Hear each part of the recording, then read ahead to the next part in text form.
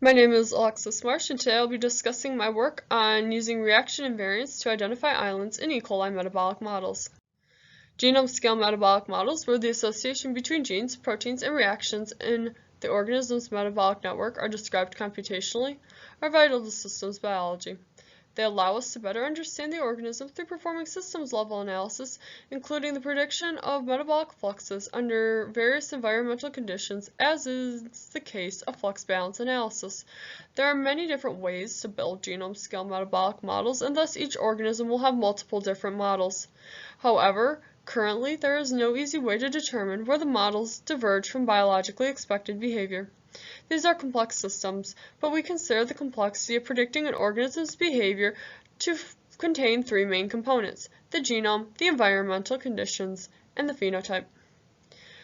Software systems can also be large and complex. Further, they contain similar components. The organism would be the software, the genome, its code, the environmental conditions, its configurable options, and the phenotype would be the software's observable behavior. Software engineering has developed techniques to analyze and test software.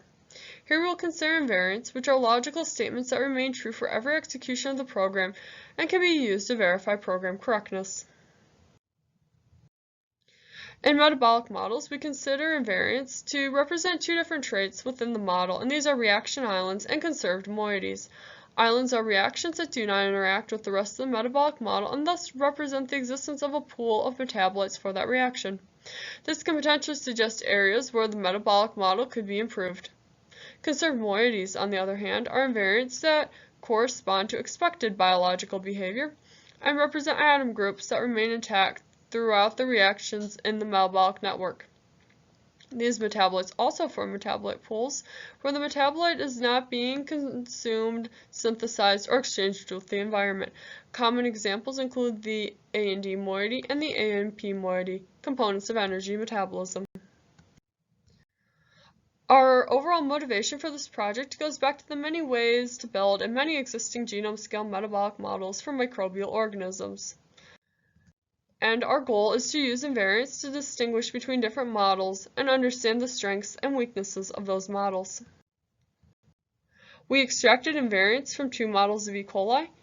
To do this, we used a tool called ChemFlows.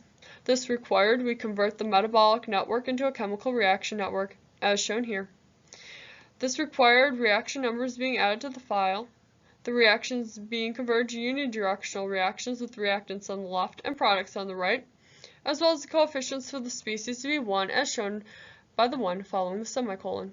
Once this was complete, Gaussian elimination was used to extract the invariants. First, a simple, minimally annotated model of E. coli with 426 reactions was analyzed, and we found 70 invariants.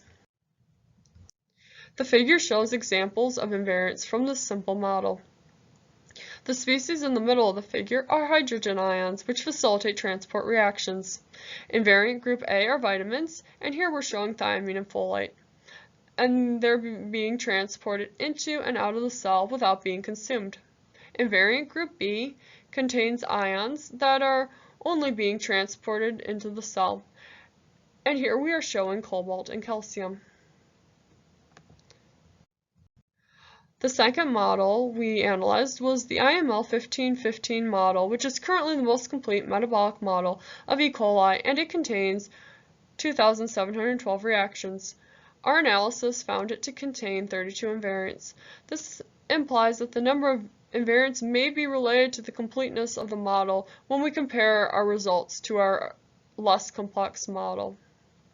However, some problems remain. For example, a TNA charging enzyme for glutamate was found as an invariant, while the other 19 charging enzymes were not. This suggests that when the model was refined, the glutamate charging enzyme was not appropriately updated. No TNA charging enzymes appear in our simple model. However, both models have cases where missing exchange fluxes were found. Consider the following example from the IML 1515 model. The total amount of fluoride in the extracellular space, the periplasm, and the cytoplasm combined remains constant throughout, as there is no exchange flux, so the fluoride can never leave the system.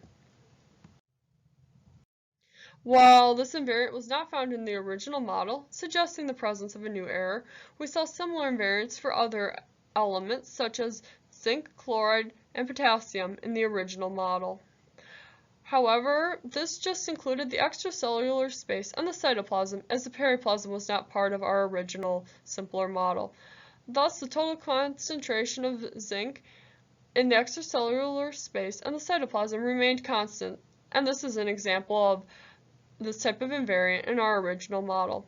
Both the fluoride invariant from the IML 1515 model and the zinc invariant from the simple model could represent potential areas needing further examination in both models.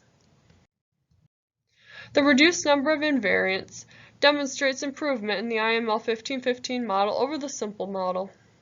Further, there were no shared invariants between the two models. In addition to detecting differences between the complexity of the models, our findings suggest this method is able to identify parts of the model that would benefit from further investigation. We are currently working to extend the study to other species of bacteria. In the future, we will study the utility of this method to better understand models of eukaryotic organisms such as yeast. Thank you for your time.